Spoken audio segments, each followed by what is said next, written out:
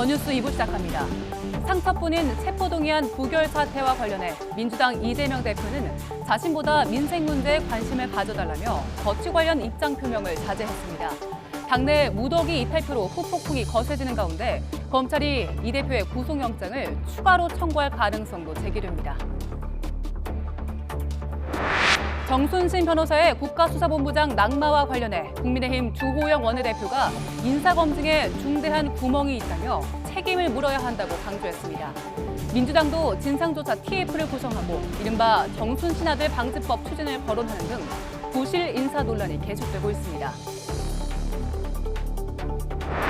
탈북어민 강제 북송 사건을 수사해온 검찰이 정의용 전 국가안보실장과 노영민 전 대통령 비서실장 등 문재인 정부 고위 인사 4명을 직권남용 혐의 등으로 재판에 넘겼습니다.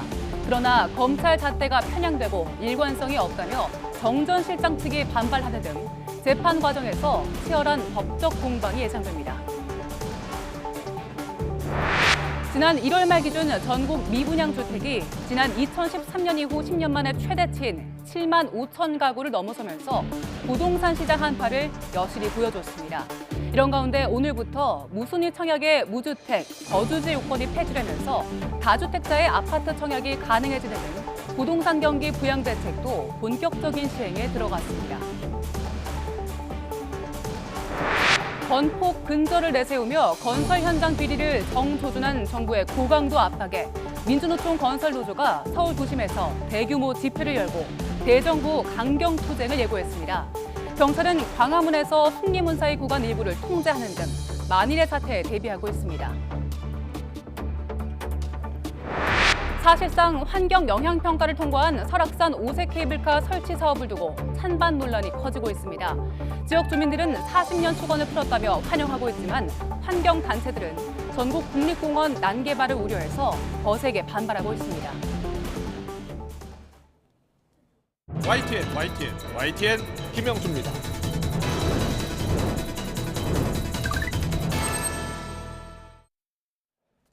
민주당 지도부가 압도적인 부결을 자신했었던 이재명 대표 체포동의안.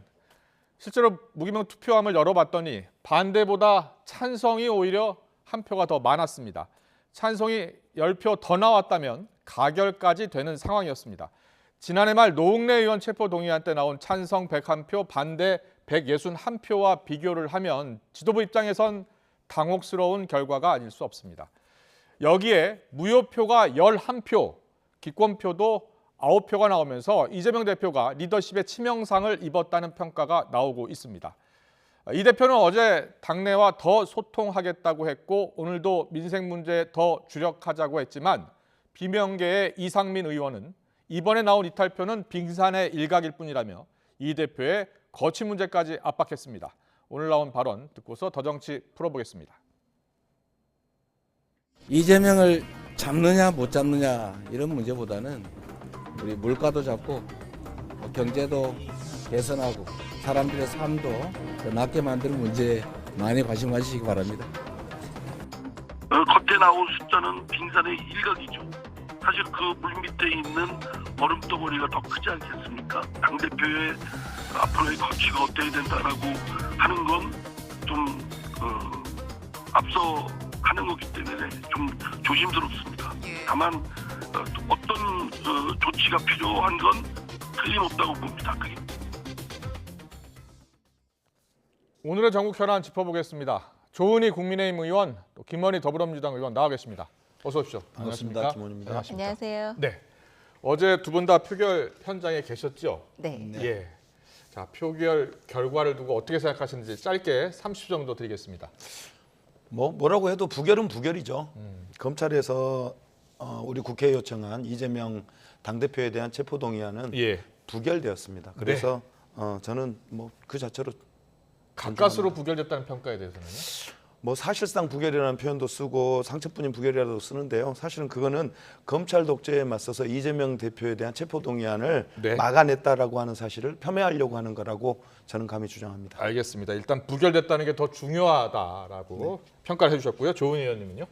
어제 찬성표가 139거요. 네. 또 무효 기권표가 20표였어요. 네. 그러면 합하면 159표잖아요. 예. 사실상 정치적으로 가결이 됐다. 그래서 이재명 대표는 정치적 사형 선고를 받았다. 네. 이렇게 생각합니다. 그렇군요. 자, 그렇다면 왜 이런 결과가 나왔는지 여쭤보겠습니다. 김문희 의원님, 원래 압도적 가결을 예상하셨잖아요. 네. 부결을요. 네네. 압도적 부결을 예상했는데 압도적 부결은 아니었습니다. 왜 이런 결과가 나왔다고 보십니까? 일단은 좀 조은 의원님 말씀하신 거에 대해서 기권 무효표가 왜 찬성표에 붙어야 됩니까? 예. 그거 하나 묻고 시작하고 싶고요. 예. 말씀 주신 대로 압도적 부결을 기대했는데 좀 아쉽습니다. 근데 제가 이제 의원총회 전에 저도 이제 주변 분들한테 부결을 설득을 많이 했거든요. 네. 많은 사람들을 만났고 제 앞에서 만난 분들은 거의 대부분 다 부결에 대해서 뭐 거의 대부분 절대적으로 다 동의했고 그랬군요. 예. 제 아는 초선원 한 명은 비명도 아니고 친명도 아닌 분인데 비명계 의원 한 10여 명하고 또 몇 차례 만났던 모양이에요. 네. 그 자리에서도 거의 대부분 이번에는 부결시켜야 된다 이런 의견이 다수였대요.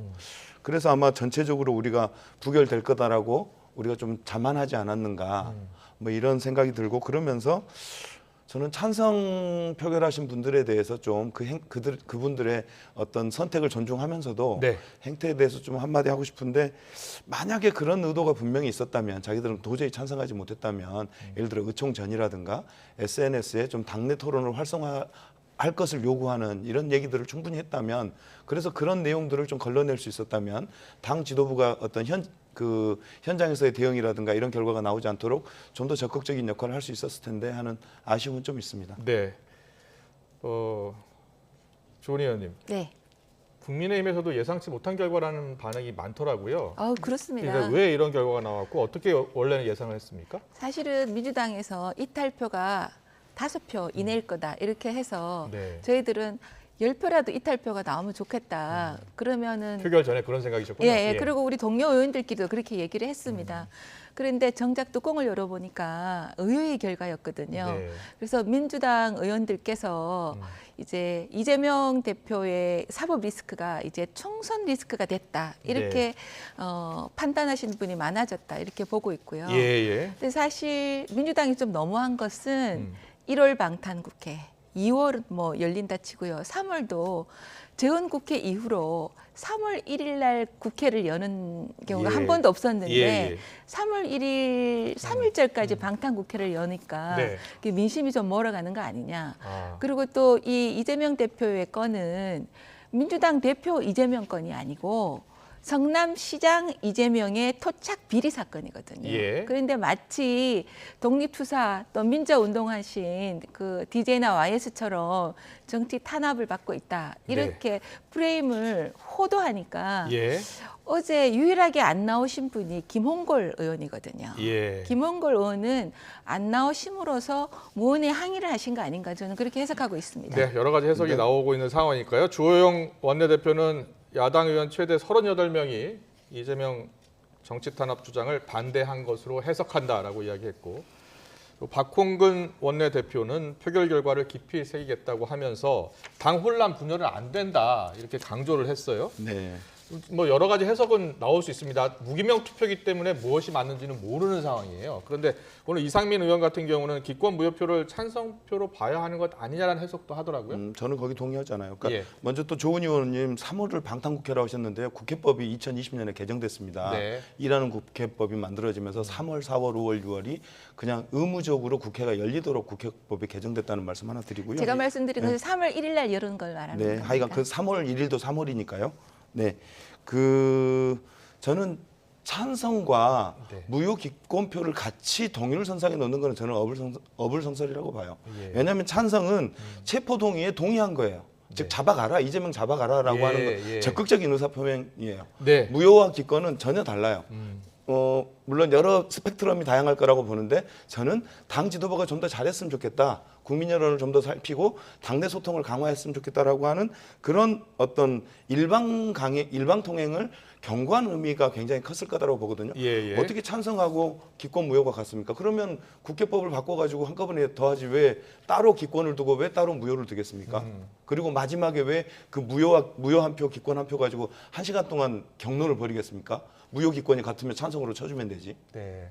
박범계 의원, 박범계 전 장관은 다음에 추가로 영장 청구가 들어오고 체포동의안을 처리할 때는 당론으로 정하는 것 어떻게 했느냐라는 의견도 제시하더라고요. 거기에 대해서 어떤 생각이세요? 저는 추가 체포동의안인 것, 추가 구속영장 청구, 추가 체포동의안이 오는 것 자체가 저는 국회를 완전히 무시하는 처사라고 보고요. 네. 국민 저항에 부딪힐 거다. 사실은 그동안 당대표에 대한 쪼개기 소환이라든가 세 차례에 걸친 쪼개기 소환도 비판의 목소리가 높았고 네. 헌정사상 처음 있는 구속영장 청구, 체포동의 당대표에 대한 네. 야당 대표에 대한 첫 구속영장 청구 아니었습니까? 예. 거기에 대한 여론이 굉장히 낙화되고 있는데 국회가 부결을 시켰는데 또 체포동의안을 친다? 이거는 국민들을 우습게 보는 거죠. 저는 국민저항에 부딪힐 거라고 봅니다. 네. 추가 영장 청구 가능성은 이제 높은 것으로 보고 있는데 영장을 청구하면은 추가 영장 청구하면은 국민적 저항에 부딪힐 것이다 이렇게 네, 예상을 그렇습니다. 하셨는데요. 자, 지금 민주당 내에서는 여러 가지 의견들이 나오고 있고 해석이 나오고 있습니다. 들으신 것처럼요. 그리고 표결 결과가 주는 의미를 깊이 살펴야 한다라는 의견도 나와 있고요.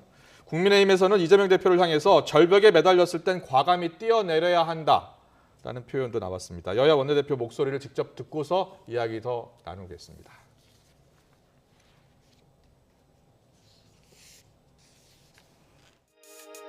현의 살수라는 말이 있습니다. 절벽에 매달렸을 때는 보고 손을 놓고 과감하게 뛰어내려야지 떨어지지 않으려고 아동바동 하다 보면 훨씬 더 크게 다칩니다. 이재명 대표가 명심해야 할 말이라고 생각합니다. 다만 표결의 결과가 우리 민주당이 의원총회에서 모은 총의에 부합한다고 보기는 어렵습니다. 표결 결과가 주는 의미를 당 지도부와 함께 깊이 살피겠습니다. 어제의 일로 당이 더 혼란이나 분열로 가서는 안 됩니다. 네, 현의 살수, 절벽에 매달렸을 때 손을 놓고 과감하게 뛰어내려야 한다라는 사자성어를 이야기한 것 같은데요. 조영 원내대표의 생각은 뭡니까? 그러니까 이재명 대표가 지금 영장실심사 받으러 가야 한다는 겁니까? 어떤 그렇죠. 뜻입니까? 저는 예. 그렇게 이해하고 있고요. 실제로 우리 주호영 원내대표뿐만 아니라 유인태 전 정무수석도 예. 좀 깨째째하다. 아니 공짜로 먹으려 하지 말고 예. 이 표결에 붙이지 말고 당당하게 구속영장 심의를 받으라. 네. 그렇게 하셨거든요. 예. 그리고 권노갑 고문도 이번에는 어찌어찌 부결시켜주지만 다음에는 당당하게 나가서 정통 민주당의 대표다운 모습을 보여라 이런 예. 거였거든요. 예. 그래서 우리 당도 이제 언제까지 그 특권의 뒤에서 숨겠느냐. 대선 때 본인이 공약한 사항이고 네. 본인이 작년에 정기국회 때 네. 대표 연설할 때도 특권대에 숨지 않겠다고 제가 본회의장에서 들은 게 귀에 생생하거든요. 아, 예. 그래서 그런 부분을 지적하는 여론이 강하지 않나. 네. 우리 당뿐만 아니라 국민들이 그렇게 생각하고 계시고 민주당 내에 비명 의원님들도 그렇게 생각하시는 것을 이번 표결 결과에 반영하신 거 아닌가 그렇게 짐작하고 있습니다. 그렇군요. 앞으로 민주당이 어떻게 나아갈지를 좀 이야기 들어보겠습니다. 어제 표결이 끝나고 나서 당 지도부가 모여서 회의를 했다고 하더라고요. 그리고 오늘 박홍근 원내대표도 당이 혼란이나 분열로 가서는 안 된다고 했어요. 자, 어떤 조치가 뒤따라야 한다고 보십니까? 저는 당 지도부가 정말로 허심탄회하게 의원 한 명 한 명을 만나야 된다고 생각합니다. 그동안 이재명 대표가 비이재명계 의원들 계속 만나고 설득하고 하지 않았나요? 아마 그거는 체포동의안 표결 결과가 나오기 전이잖아요. 예. 그때 아까 앵커님하고도 말씀 나눴지만은 사실은 우리 민주당 의원들의 본심이 네. 사실은 드러나지 않은 상태에서 다수 의견들이 예. 부결로 가니까 나도 부결인 척 한 분들이 꽤 있었던 거잖아요. 네. 그리고 그게 이번 표결 결과로 나온 거기 때문에 예. 사실은 이 상황에서 더 당 지도부와 의원들의 어떤 생각이 더 멀어지면 네. 민주당이 어려워지는 건 분명한 사실입니다. 예. 그래서 저는 지금은 남 탓할 때가 아니라 내 탓할 때다. 네. 오히려 자기 중심으로 자기가 먼저 내려놓고 자기가 먼저 다가가고 자기가 먼저 소통하고 단결하는 이런 모습을 보여야 할 때다 이렇게 네. 생각하고요. 예. 특히나 무효표하고 기권표를 던진 분들의 마음을 얻지 못하면 사실은 이 싸움이 쉽지 않은 건 사실이잖아요. 냉정하게 보면. 예.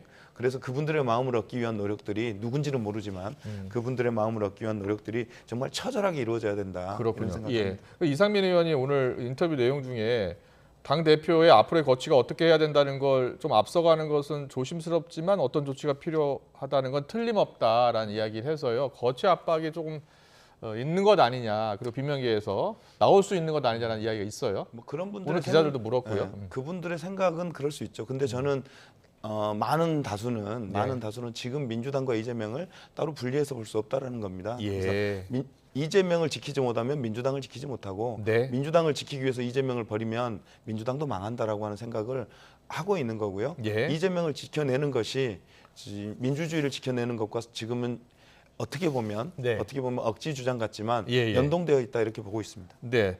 근데 당장 선거법 위반 혐의 재판이 다음 달 3일 이제 시작되는 거죠. 이제 격주로 재판에 출석을 해야 되는 상황 아닙니까? 그래서 당 대표직을 좀 수행하는데 좀 어려움이 있지 않느냐라는 의견도 있어요.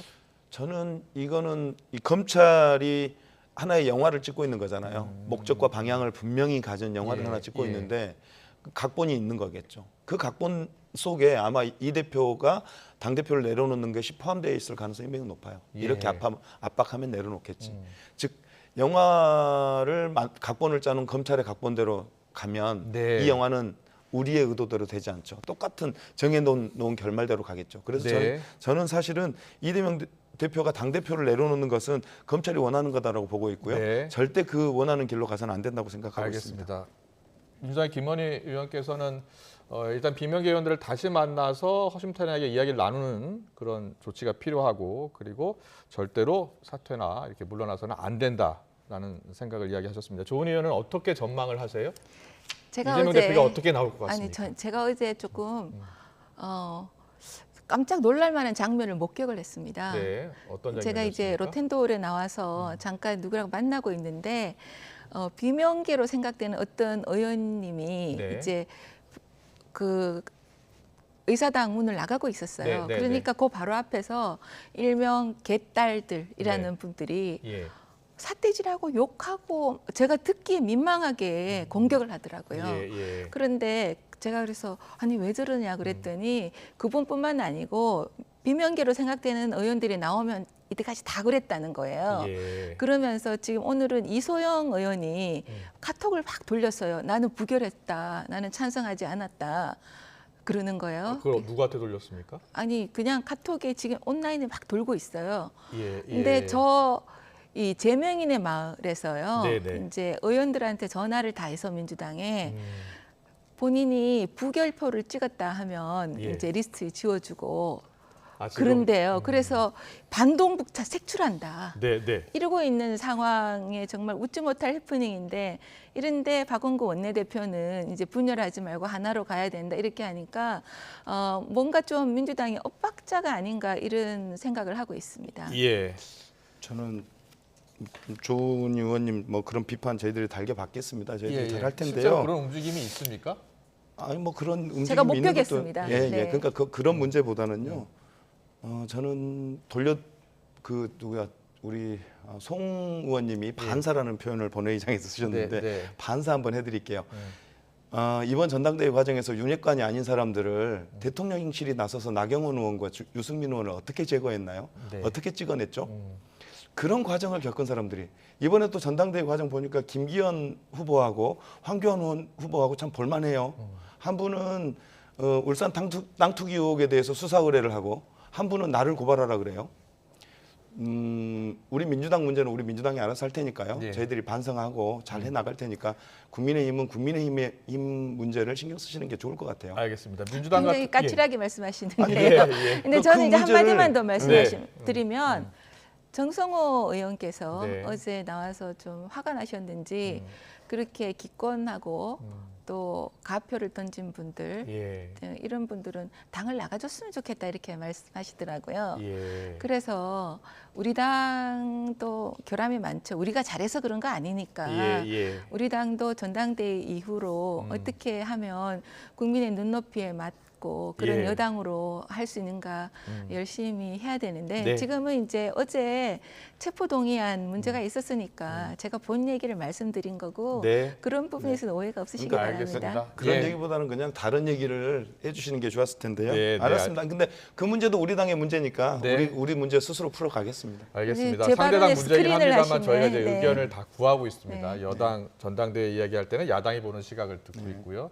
또 야당 문제는 또 여당의 시각을 듣고 있는 차원이라는 점 말씀드리고요.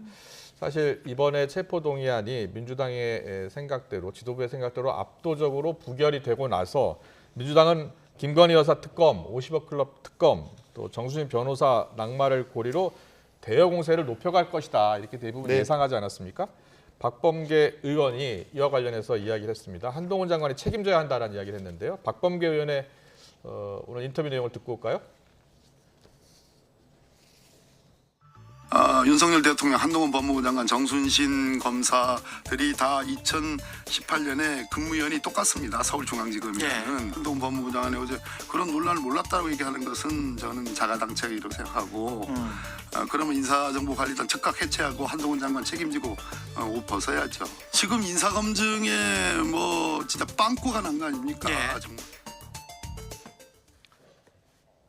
네, 수사본부장 자리 이제 임명되자마자 하루 만에 물러났죠. 정순신 변호사 자녀의 학폭 문제로 물러났습니다. 근데 박범계 의원은 누군가가 이 인사 문제 책임져야 하는 것 아니냐 그러면서 한동훈 장관 이야기를 했고요. 윤석열 대통령, 정순신 검사가 다 2018년에 근무지가 똑같다, 몰랐을 리 있냐라는 지적 같아요. 최근에 이 정순신 변호사 관련 사태에 대해서는 어떻게 보고 계세요? 저는 일단 정순신 변호사께서 인사 검증 동의서에 동의를 한 것에 대해서 저는 이해를 못 하겠어요. 예. 본인이 이제 전형적인 학폭 가해자의 시간 끌기를 한 거거든요. 예, 소송을 예, 하면서. 예. 그러니까 1년 동안 가해자와 피해자가 한 학교에 있으면서 2차 가해를 한 거잖아요. 네. 그래서 그 부분에 있어서 어떻게 그런 분이 국가수사본부장이 되겠다고 인사검증에 동의서를 했는지 그분들이 철저하게 자기 반성이 없는 분이다 이런 생각을 했고요. 예. 또 두 번째로는 이제 한동훈 장관이 알았느냐, 윤희근 경찰청장이 알았느냐. 근데 저는 도저히 알았다고 믿기가 어려워요. 알았으면서도 그렇게 추천을 하는 그런 그 정도의 도덕적 자태가 네. 망가졌다고 생각을 하기 어렵고요. 예. 몰랐다 해도 책임을 피하기는 어렵습니다. 아. 그래서 이 부분은 저는 두 가지로 봐야 된다고 네. 생각하는데 첫 번째는 학폭 문제에 대해서는 이번에는 엄단하게 지금 조치를 해야 된다. 그리고 이제 어제 우리 교육위에서 네. 우리 당의 조경태 의원이 이제 학폭 피해자 생활기록부를 10년 동안 보관해야 된다고 하는 법안을 네. 민주당에서 그동안 계속 반대해 왔거든요. 전교조 출신 의원들이 예. 중심이 돼서 일생에 한 번 실수를 평생의 명예를 안길 수 없다. 네. 그래서 저는 이 부분도 여야가 이번만큼은 이게 정쟁을 하지 말고 예. 학폭을 현장에서 없애는 방법을 머리를 맞대고 찾아야 된다 이런 네. 생각을 하고요. 그런데 어떻게 생각하세요? 지금 윤석열 대통령이나 한동훈 장관이나 정신 검사가 2018년에 아마 서울중앙지검에서 같이 근무한 것 같거든요. 몰랐을 리가 없지 않느냐라는 시각도 있어요. 제가 예. 요 두 번째 말씀드리려고 했는데 아, 그렇습니까? 예. 인사 검증 시스템에 구멍이 있습니다. 소를 읽고 외양간을 고치는 격인데 네. 소를 읽고라도 외양간을 안 고치면 있는 소 다 읽고 외양간도 망하는 거죠. 예. 그러니까 이번에는 시스템을 꼭 고쳐야 된다 생각을 하고 그 네. 구멍이 뭔지 예, 찾아서 예. 고쳐야 된다 생각하고요. 그런데 저는 몰랐을 수 있다 생각해요. 왜냐하면 2018년에 이게 KBS가 보도까지 했다던데. 근데 이게 예. 형사 사건이면 음주운전도 본인이 숨겨도 네. 검찰에 통보가 돼요. 예. 근데 이거는 민사하고 행정소송은 법원이거든요. 아. 그러니까 연계가 돼 있지 않기 때문에 예. 몰랐다는 말을 거짓말이라고 매도하기는 좀 쉽지 않다 예. 생각을 합니다. 네. 직장근무가 별로 안 친했나 봐요. 예. 네, 말씀하시죠. 네, 중간에 말을 예, 끊으셔서 죄송합니다. 제가 놀랐습니다. 죄송합니다. 말씀을 기회 드리겠습니다. 그래서 예. 그런 부분이 이제 그 정순신이라고 이제 치잖아요. 네. 치면 정순신 동명이인이 굉장히 많이 나옵니다. 예, 예. 그런 거랑 또 이제 법원에 자료를 요청하더라도 오는데 시간이 걸리고 네. 이런 부분도 다 고쳐 나가야 된다 알겠습니다. 생각합니다. 여러 가지 고칠 점도 많고 또 책임져야 될 부분은 있다라고 또 얘기해 주셨습니다. 자, 이제 김원희 의원께 여러 가지 여쭤보겠습니다. 지금 먼저 인사검증 시스템에 문제가 많고 책임은 한동훈 장관이 져야 한다라는 시각이 있어요. 그러니까 저는 이게 검증이 아니라 검색만 해봤어도 알 일을 어떻게 이런 걸 놓칠까. 네. 당시 언론에서 그렇게 크게 보도했고 그 가해자의 아버지가 검찰 고위관계자라고 하는 것까지 다 나와 있었잖아요. 이걸 놓친 게 참 아쉬워요. 근데 조선일보에서 오늘 재밌는 사설을 하나 냈어요. 예, 예. 인사 추천과 검증을 검찰이 독점하니 예. 이런 일이 생길 수밖에 없다라는 인사 추천 어떤 구조 문제보다는 예. 인물 간의 문제를 얘기를 했어요. 그러면서 뭐라고 그랬냐면 인사 추천은 대통령실의 복두규 기획관이 합니다. 네. 검찰 출신입니다. 네. 인사비서관이 또 추천을 합니다. 네. 이원모 대검 검사 출신입니다. 1차 검증은 이제 법무부로 넘어옵니다. 한동훈 검사입니다. 네. 2차 검증을 이제 대통령실로 넘어와서 공직기관 비서관실에서 하는데 이시원이 검사 출신입니다. 예. 이른바 윤사단 출신입니다. 즉 추천부터 시작해서 검증까지가 다 한 식구예요. 네. 그리고 아까 우리 박범계 의원도 얘기했지만 사건 당시에 정순신이 인권감독관이었어요. 다른 자리도 아니고 인권감독관이 가해를 한 거예요. 학폭의 가해. 예. 그리고 거기다 그때 3차장이 한동훈. 네. 그리고 서울중앙지검장이 윤석열인데 당시 이분들은 대화를 안 나누나요? 원래 직장 동료끼리 커피 한잔 하면서 이러저런 얘기 하지 않나요? 예. 바로 위아래 상사였어요. 상사와 부하 직원들 관계였는데 당시 이 사건을 몰랐다고 뺀다고 해서 국민들이 그걸 믿어줄까요? 네. 네. 알겠습니다. 자, 지금 정순신 변호사 혹폭풍이 지난 주말이었는데 계속 이어지고 있습니다. 어떻게 하든지 뭐 이와 관련해서는 여야가 공히 지금 대책을 마련해야 한다고 하니까요. 학폭 대책이요. 이번에 좀 머리를 맞대서 세웠으면 좋겠습니다. 이재명 대표 관련해서는 혹폭풍이 계속 이어지고 있고요. 지금까지 조은희 국민의힘 의원, 김원희 민주당 의원과 짚어봤습니다. 오늘 말씀 잘 들었습니다. 고맙습니다. 수고하셨습니다. 감사합니다. 감사합니다.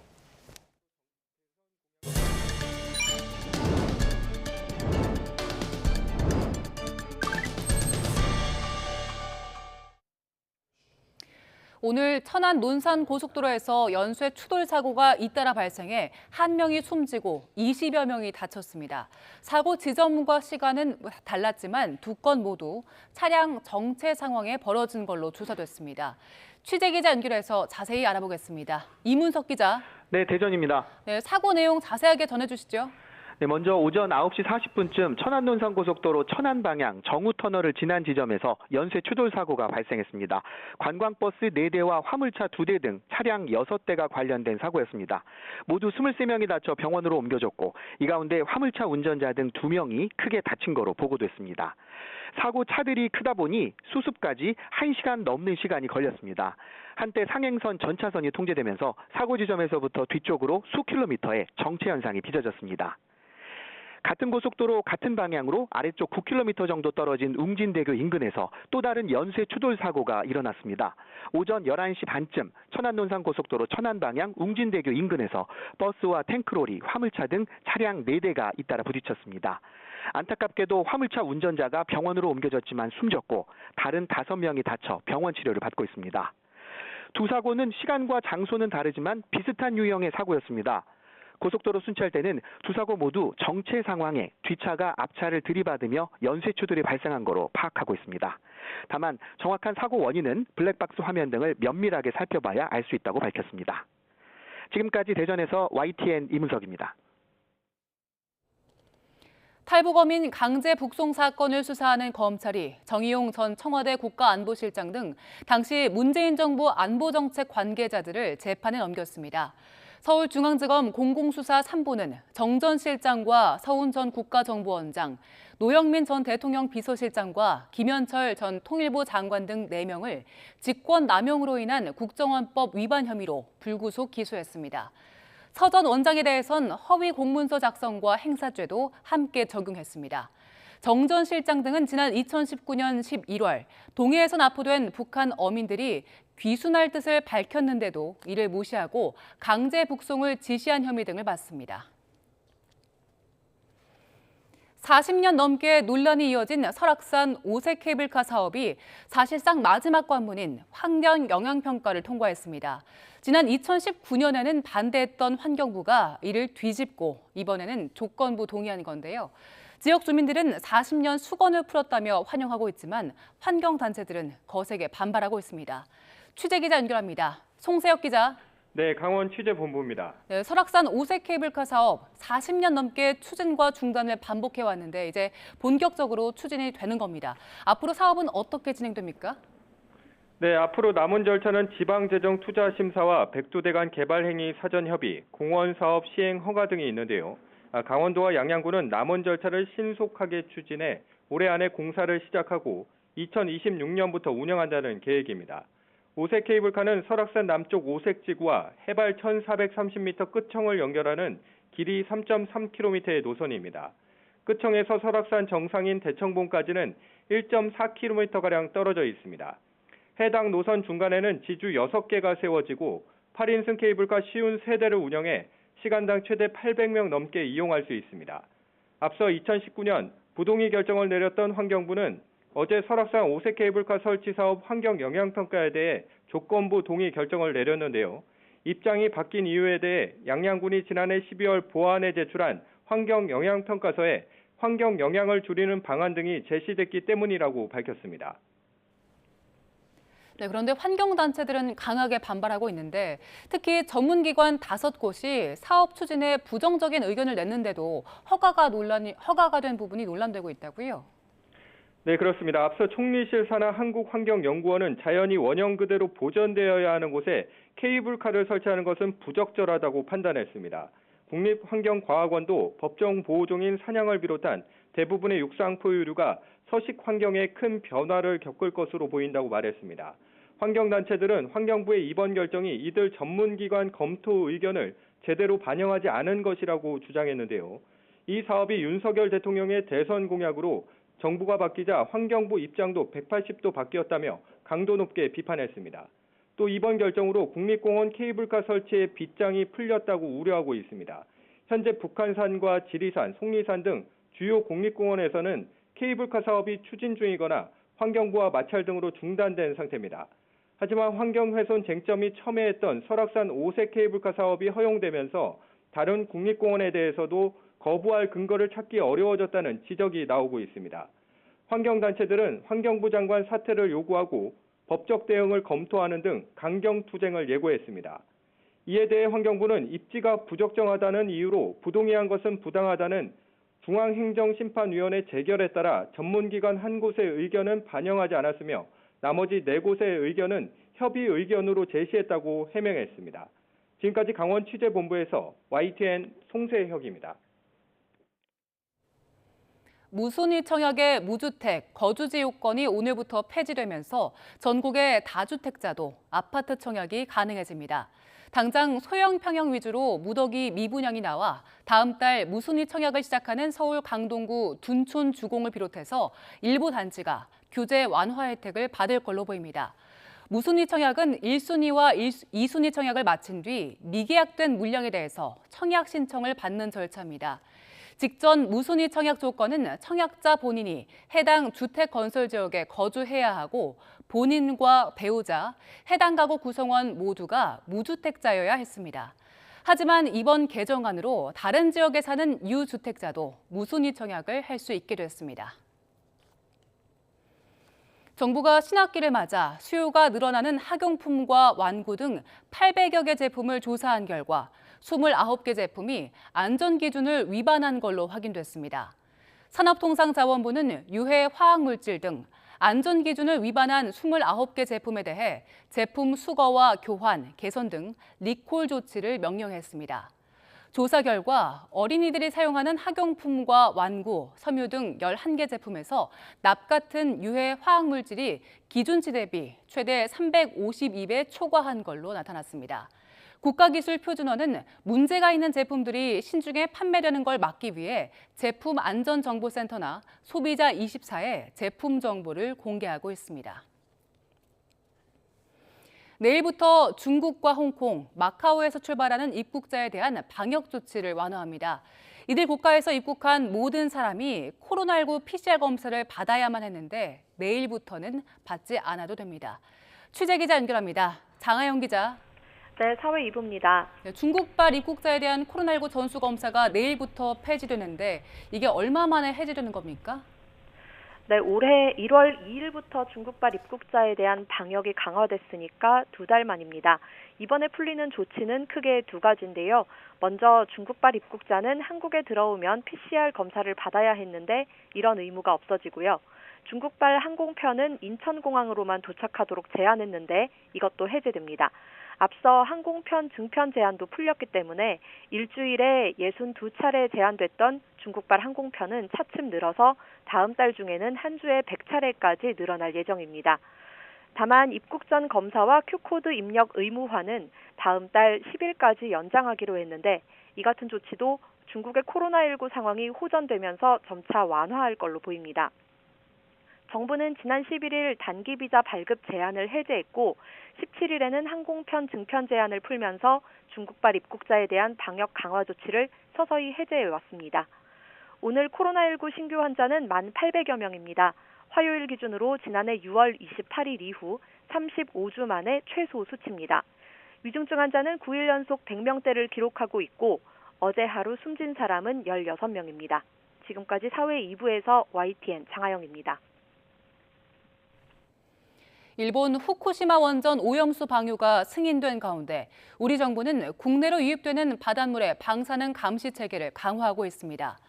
원자력안전위원회는 해양 방사능 탐지를 위해 우리나라 해안 주변 40곳에서 시류를 채취해 세슘 137과 삼중수소 등의 농도를 분석하고 결과를 해양환경 방사능 감시망에 즉시 공개하고 있다고 밝혔습니다. 특히 한국원자력안전기술원은 후쿠시마 원전 오염수와 방출 지점 인근 해양 환경의 방사능을 직접 실측 분석하는 IAEA 확증 모니터링에 참여 중인데 지난해 3월 채취된 1차 시료 분석 결과를 3월 중으로 IAEA에 제출할 계획입니다. 오는 10월 1일부터 영종대교 통행료가 6,600원에서 3,200원으로 인하됩니다. 인천대교 통행료는 2025년 말까지 시간을 두고 5,500원에서 2,000원으로 낮춥니다. 다만 영종 주민들에 대한 통행료는 10월 1일부터 인천대교와 영종대교 모두 무료가 됩니다. 이는 윤석열 대통령이 전 정부의 약속도 국가의 약속이므로 중앙정부와 지방정부, 도로공사와 민간기업이 수도권 국민을 위한 접점을 조속히 강구하라고 주문한 뒤 하루 만에 나온 조치입니다. 민자도로인 영종대교와 인천대교의 통행료는 국가 재정으로 운영되는 고속도로보다 2배 이상 비쌉니다. 우리나라 청년의 평균 빚이 8,400만 원에 이른다는 조사 결과가 나왔습니다. 특히 청년 가구 5 가운데 하나는 빚이 연소득보다 3배나 많은 걸로 나타났습니다. 김평정 기자입니다. 39세 이하 청년을 상대로 부채 문제 등 금융 상담을 해주는 센터입니다. 지난해 말 문을 연 뒤 2달 만에 700여 명이 상담받았는데 절반가량은 빚이 감당 못할 수준으로 불어나 개인 회생 절차를 밟았습니다. 19에서 39세 청년이 생계를 책임지는 가구의 평균 부채는 8,400만 원에 이른다는 조사 결과가 나왔습니다. 3,400만 원이던 2012년과 비교하면 10년 사이 2.5배나 늘었습니다. 빚이 있는 청년 가구로만 한정하면 평균 부채는 1억 1,500만 원으로 올라갑니다. 이 역시 10년 사이 2.3배나 증가했습니다. 빚이 연소득의 3배가 넘어 위험 수준에 이른 청년 가구의 비중은 22%에 달해 10년 사이 2.6배 많아졌습니다. 빚이 연소득의 3배가 넘는 청년 가구는 부부이거나 자녀가 있는 경우, 소득 하위 계층이거나 비수도권에 사는 경우가 많았습니다. 청년 가구의 부채 가운데 69%는 주거 마련, 17%는 사업이나 투자 용도여서 집값 급등기에 부동산 투자 열풍이 청년들의 부채 증가에 영향을 준 것으로 분석됩니다. 이른바 영끌과 비투를 한 경우에는 앞으로 자산 평가액은 줄고 빚은 더 증가할 가능성이 있어 적극적으로 대응 방안을 찾아야 합니다. 채무조정 제도라고 한다면 보통은 일하는 청년들이다 보니까 워크아웃이나 회생 등을 저희가 보통 말씀을 많이 드리고 있고요. 이거는 일부 탕감도 되지만 분할 상환해서 계획하에 갚는다라는 그 기본 체계가 있어요. 그래서 계획하에 갚을 수 있는 조건들을 제시하기 때문에 일시적으로 상환이 어려워진 경우라면 신용회복위원회의 신속 채무 조정으로 상환 유예를 받을 수 있습니다. 빚으로 빚을 막는 다중채무라면 개인 회생이나 파산으로 채무 조정 받는 것을 고려할 수 있고 지자체 등의 상담센터에서 상황에 맞는 방법을 안내받을 수 있습니다. YTN 김평정입니다.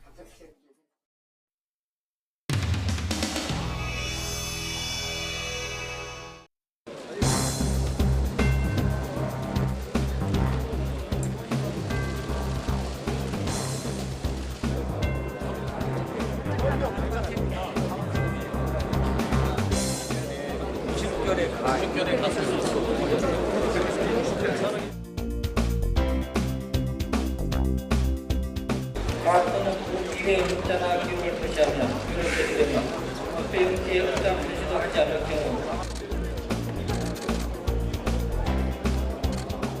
지금은 다 무효야 무효.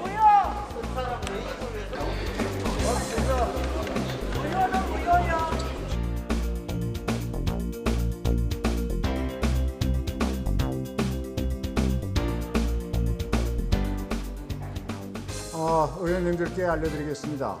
지금 개표 과정에서 부냐, 무효 표냐를 판가름하기 힘들 그런 중간 영역의 표가 2장이 나온 것 같습니다. 저는 아직 못 봤습니다.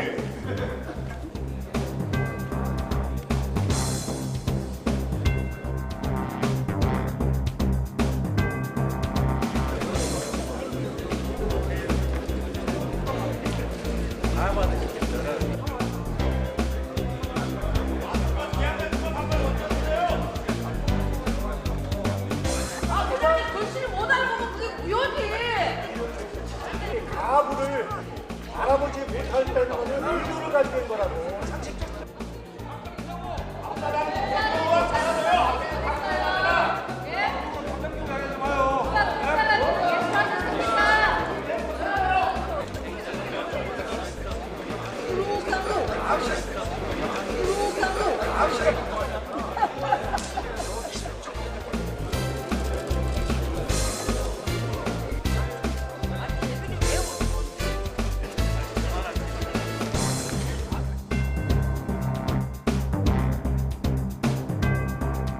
제가 보기에 한 표는 부로 보는 게 맞고 한 표는 제가 볼 때는 도저히 가불 안에 쓰이지 않았다면 그건 무효로 봐야 되기 때문에 총 투표수 297표 중 가 139표, 부 138표, 기권 9표, 무효 11표로서 부결되었음을 선포합니다.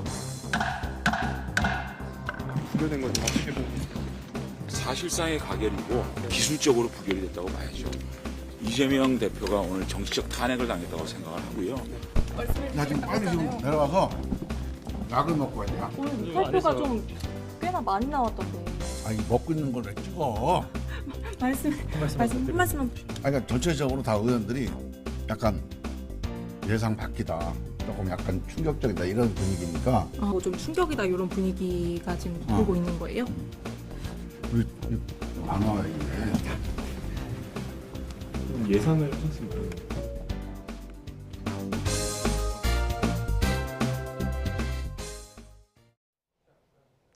2월의 마지막 날인 오늘은 낮 동안 기온이 크게 오르지 못하고 있습니다. 흐린 날씨 속에 쌀쌀한 기온이 감돌고 있는데요. 다행히 봄의 시작이자 3일절인 내일은 따뜻한 남서풍이 불면서 온화함이 감돌겠습니다. 내일 서울 아침 기온은 4도로 오늘보다 5도가량 높겠고요. 한낮에는 10도까지 오르는 등 예년 기온을 2도가량 웃돌겠습니다.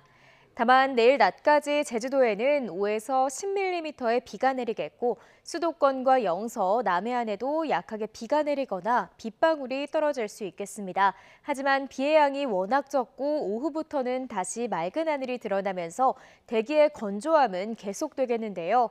현재 내륙 곳곳에 건조특보가 발효 중인 가운데 바람도 강하게 불고 있습니다. 그 어느 때보다도 불씨 관리에 만전을 기해 주시기 바랍니다. 또 내일 중서부 지역은 오전에, 남부와 제주도는 오후 한때 대기질이 나쁨 수준을 보이겠습니다. 내일 아침 기온은 오늘보다 2에서 7도가량 높겠습니다. 내일 서울 아침 기온 4도, 대전도 4도, 대구는 3도가 예상됩니다. 낮 동안에도 예년 기온을 다소 웃돌면서 온화하겠습니다. 내일 낮 기온 서울 10도, 대전과 광주 11도, 대구는 12도가 예상됩니다.